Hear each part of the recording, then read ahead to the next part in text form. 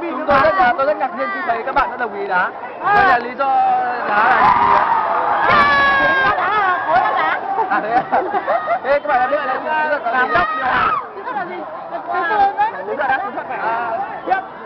Nếu mà đá với đội rất là mạnh thì đá phòng ngự và để một bạn là để cho Linh ở dưới hậu vệ, cứ có ai lên bóng đến thì đá thẳng vào.